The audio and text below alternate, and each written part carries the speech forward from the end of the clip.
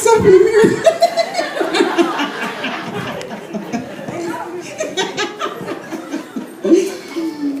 One. She posed a question to him. She asked him, if your wife and your mother were both drowning and you could only save one, who would it be? He said, oh, without question, it'd definitely be my mother. I guess his marriage doomed to fail. Wrong answer, right? Unbalanced. She shouts in church, rejoicing in his name, speaking in unknown tongues, laying hands on the sick, preaching about the goodness of Jesus.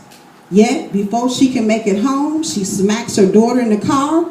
She threatens her son that she gonna get her daddy on him. Dinner ain't cooked, husband neglected, house in disarray, children are unruly. What an unbalanced life she lives.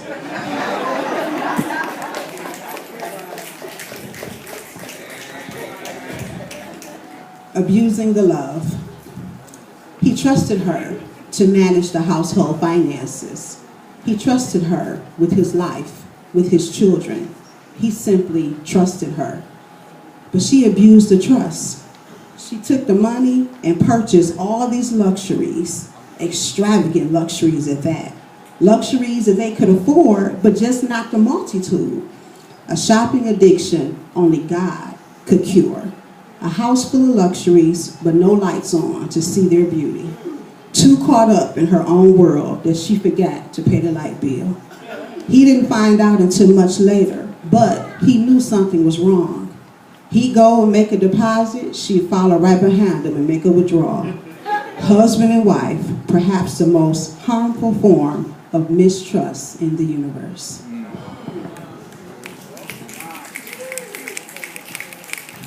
Okay, that one about me, yo. This one about me. What's a girl to do? I hadn't read all the chapters all semester long. Final exam was approaching. Too much to catch up on.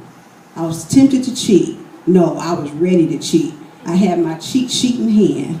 I arrived at class early, got to pick the perfect cheat seat. Way in the back of the room, off over to the right side. My heart was racing. All eyes were on me. Girl, what you doing back there? Come back down here and sit with me.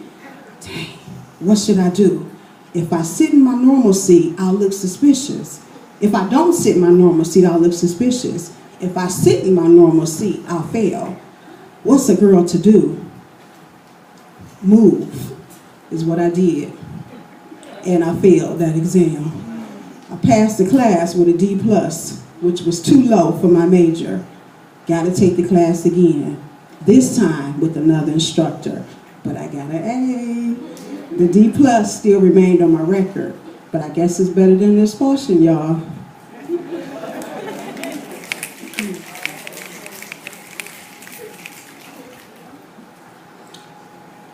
No silver spoon here.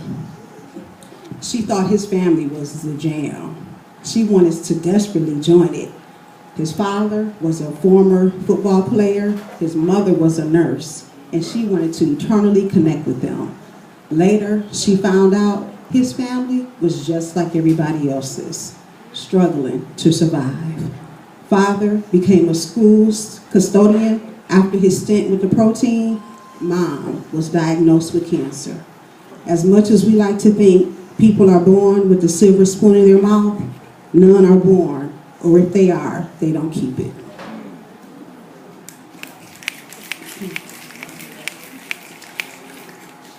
Men only want. As young girls, we heard it all the time, from our mothers, our grandmothers, our aunts, our sisters, our fathers, our brothers, and even our cousins. Men only want one thing. Well, maybe two.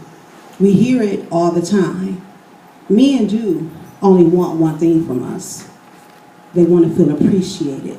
They want to know that we have their backs. We hear it all the time, but never from their mouths. We hear it all the time, but never the truth from a man.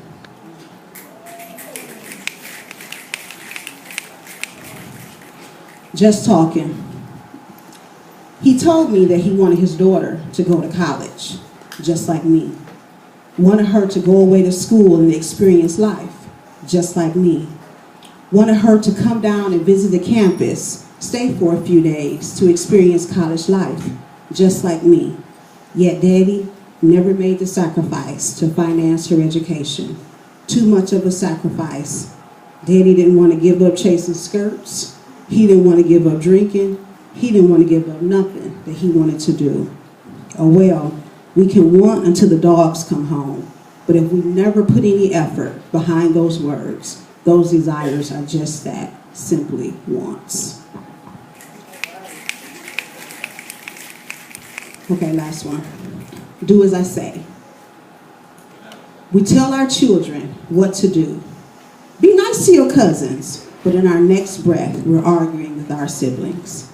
Stop talking about folk, yet they overhear us gossiping. Why are you doing so poorly in your English class? Yet they never see a book, a newspaper, a magazine, or even the Word of God in our hands. Why are you bringing D's home? Yet we never get truly concerned until report card time rolls around. I know you weren't talking back to the teacher, yet we can't take direction from our boss, our pastor, a police officer, or any other person in authority. I know you just didn't hit your sister, yet mama verbally abuses daddy on a regular basis. What? You were caught behind the school smoking what? Yet we're addicted to caffeine, shopping, nicotine, sex, and the list goes on. I bet not hear you hanging out with those girls, yet we need to make better choices with our quality of friends. You can't watch that, yet as single parents, we watch sexually implicit sitcoms on a regular basis. Children dare not watch our behavior because our actions send a completely different message than our spoken words. Thank you. Ow! Ow! Snap it up again. Yeah, you say she's just a friend.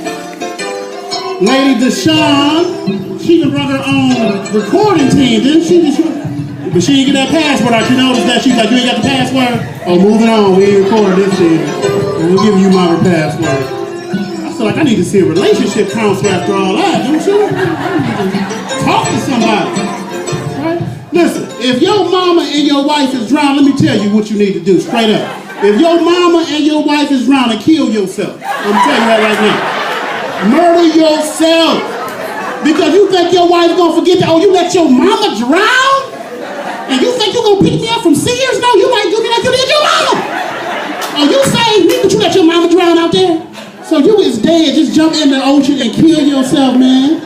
That's over with. Say, I should have never came out on this boat with y'all. Y'all know we can't swim. Or just roll off and leave both of them. Just be like, uh-oh.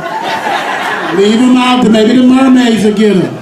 And start you a new life in Chicago with me. All right. All right. We're going to keep it going. We got, let's start the snap.